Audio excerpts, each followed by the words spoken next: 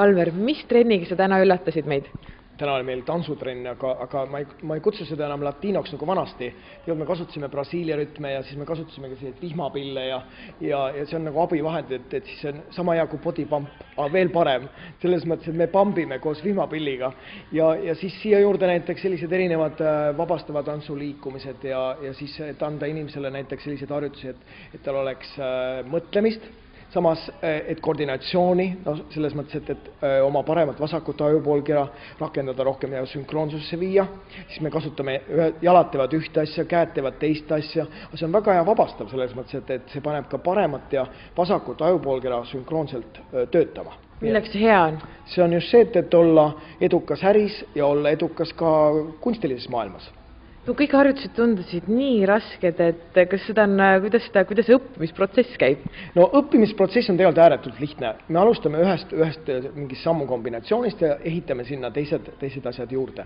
Ja tegelikult siin ei pea olema mingi suur professionaal, et siia tulla, et tere tulnud on kõik, kellel on seda, nagu ütleme, seda voolavat massi rohkem ja need, mida on väristada võimalik, et sellepärast, et kui on juba saledus käes, mis sa seal ikka pingutad, aga tegelikult on kogu aeg vaja meid emotsionaalselt ennast maha laadida, et jälle seda energiat liikuma panna, nii et see on selline emotsionaalne trenn. Sul on käes ka abivahend, milleks hea on ja mis te sellega tegite? No see oligi selline, mida ma kutsusin nagu body pumpiks. Nii et me ei nõiu vihma välja, tegelikult see on vihmapill Mehhikost. Ja samas seda võib lihtsalt, kui sul on raske moment ja sa ei seisa enam jalgadel, et siis sa paned selle maha ja toetad sellega puusanõksu saad ikka teha sinna juurde. Kui oluline roll on üldse sellel treeningul muusikal, taustamuusikal, kuidas sa valid selle taustamuusika? Tegelikult on väga oluline, sellepärast, et ta ei tahagi lõpetada.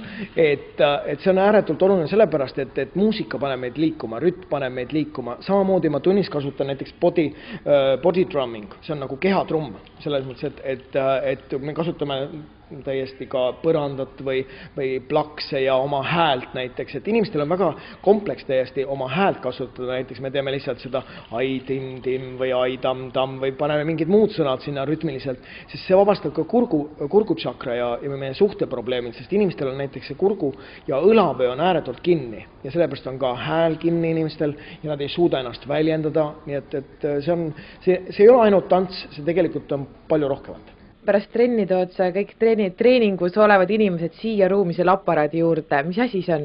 See on väga põnev uus aparaat. See on aluselise vee aparaat, et muudab vee siis põhimõtteliselt aluseliseks ja selle aluselisus on siis erinevad tasemed, on 1, 2 ja 3. Ütleme sealt keha pH tase on tavaliselt 7,4, aga kui me joome rohkem aluselist vett, siis meie happeline keskkond väheneb. Et ta aitab kaitsta meie rakkusid ja samamoodi mõjub väga hästi kehakaalule. Nii et heas mõttes. Aga palju seda jooma peaks, et siis alla võtta?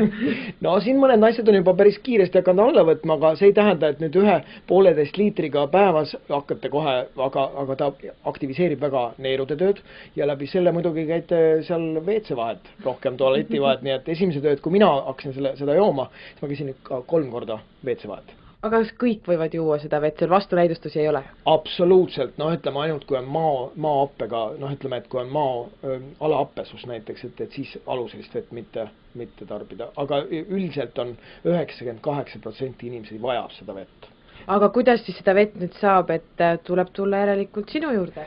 Aga kõigepealt ma soovitan üldse trenni tulla, nii et hakake liigutama, et ega see vesi niisama teie kehas ei hakka ka alati liikuma, et parem on üks puusa keerutus, vesi sisse nagu mikserisse ja siis tuleb ta kiiremini välja ja kilod kaovad.